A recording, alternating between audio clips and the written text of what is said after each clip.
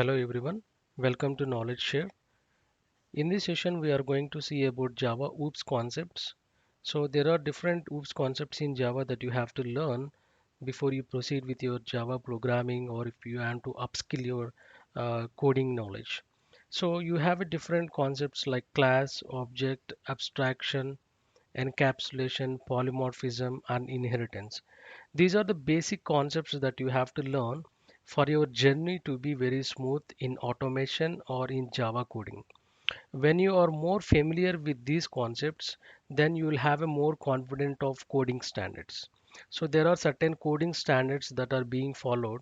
Of course, this is a theoretical session that I'm going to give you because this will help you an interview point of view. When they ask what is this oops each concept, it will be very easy to explain, and also it will be easy for you to relate it to the practical on the next session that I'm going to deal with. So I request you to watch till the end and gain some basic knowledge on these OOPS concepts. Okay. Now let's discuss one by one. First, let's see what is class and object. As I said you earlier, okay, you can relate it by this picture. Okay. A class is nothing but a blueprint from which you can create an individual object. That means an object collection of objects, an entity that has an attributes and behavior. Okay, you can see the next definition of object, an entity that has an attributes and behavior, and it also can be defined as an instance of a class. You can see an example here. I have defined a vehicle as a class, which is a blueprint, and once I have a blueprint, I will create a different kinds of vehicles using this blueprint. That means out of this blueprint, I can create a van, I can create a Audi car, or I can create a sports car. So I will just modify my blueprint in such a way it meets my requirements and it meets my needs. Okay, that's the best example that you can relate to when coming to a class. Okay, and one more example I can give you. Take a classroom. Okay, classroom is a class, and all the students inside the classroom are objects, and those objects have a different attributes. In the same way here, if you see, this van has a different name, it has a different color, it has a different model, and the behavior, the start engine, what is the behavior of this object? It can start engine, it can stop engine, we can speed up, we can change gear. So these are the behaviors of an each object. So that's why we called it as an entity that has an attributes and a behavior. So these are all have an attributes and also a behavior. That's an object, and class is simply a blueprint or a collection of objects. Okay, so this is one example and overview on class and object. So don't make it more complicated. Just be very simple in whatever you explain in the interview point of view. Class is nothing but a blueprint, and object or collection of uh, uh, some entity which has an attributes and a behavior. As simple as that. Now let's switch to abstraction. So what is mean by abstraction? You might have take a general example or general dictionary meaning of abstraction. That means hiding something which is not required. So even in Java also, or if you try to access any website or something, you don't know what functionality is behind that. You just know how to use that website, and you don't know internal coding functionality or what methods are there, what classes are there. All these things are not bothered for an end user. Okay, so in that perspective, abstraction is needed. So hiding internal details and showing the actual functionality. So by seeing at this picture, I'll tell you an example. So you are driving a car, and you know how to drive a car and how to operate it, right? And you do not know the internal details, how the engine is functioning, how much petrol is functioning, and how many drops are consumed for each drive. These things are not necessary for you. What you finally need is you need to know how to drive the car, and you just need to make use of it. That's it. So internal details are all abstracted. That's called an abstraction. So the coming to syntax, you can see abstract class and you will have a class name. And in abstract, you can have an abstract methods. What is mean by these abstract methods? We will discuss in detail about methods and functions. So here if you see a method do not have any code or any definition.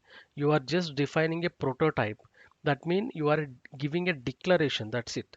So that's called an abstract method. Okay. Now let's switch to inheritance. So what is the general meaning of inheritance? Inheriting something, right? You inherit the properties of your parents from ancestors, different behaviors, right? That's closely related to our technical concept as well. If you see here a father and a child in a picture, and father is a base class and child is a derived class. Obviously child will have a properties of his parent, right? So that's what the same concept of class here.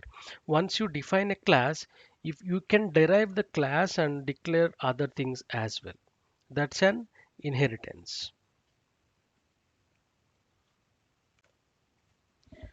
And there are different types of inheritance that is supported in Java.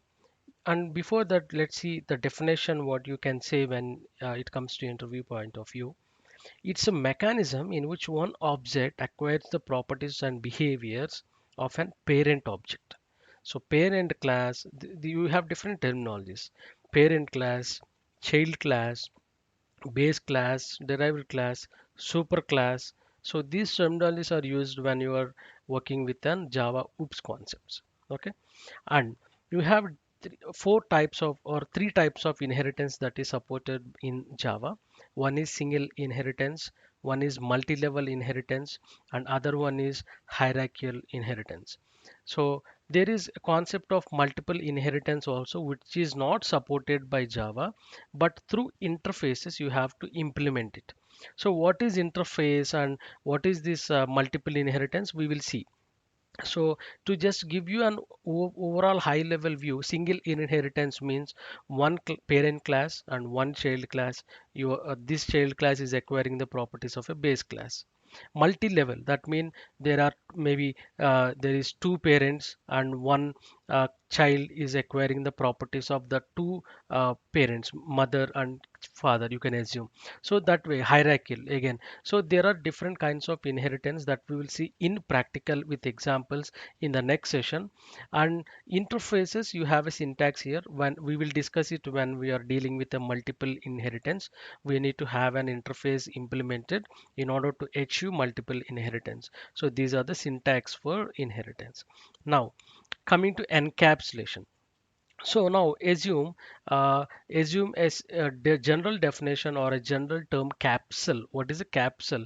It has just a capsule is something which is wrapped and medicine or something related to some kind of medicine is inserted into that. Capsule is same, but medicine inserted into the capsule is always different. You never know what is inside it.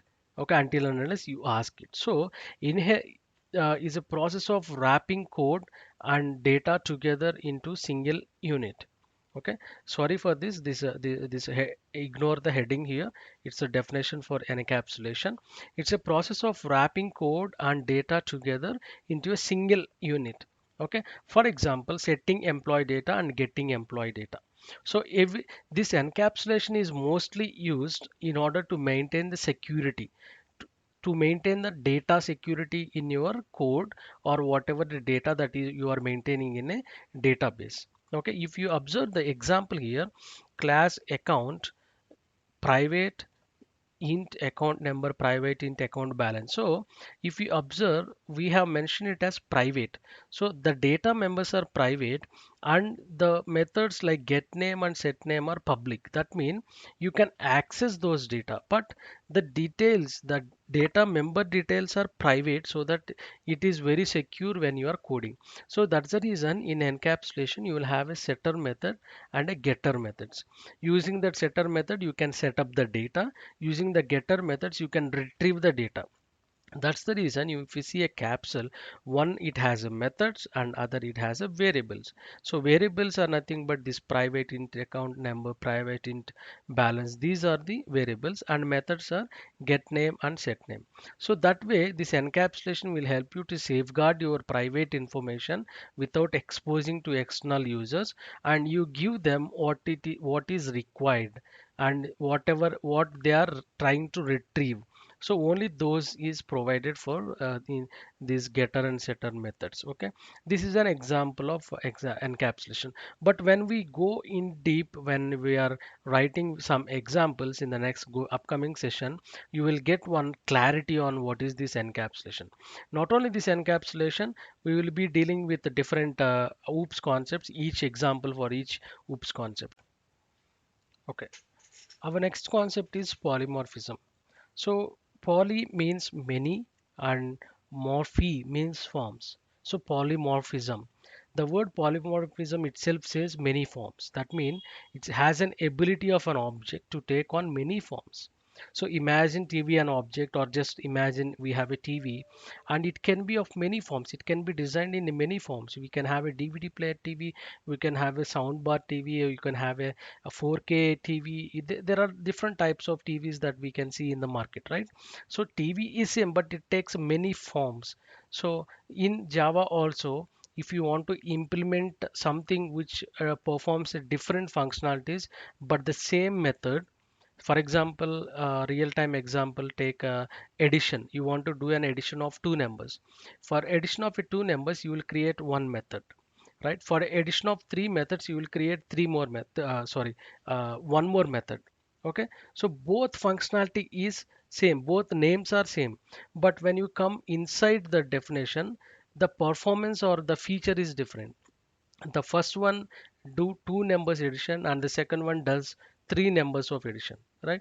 That way this polymorphism helps us to achieve more flexibility of defining a methods and use them as per our requirement. So we have two types of polymorphism. One is compile time, another one is runtime.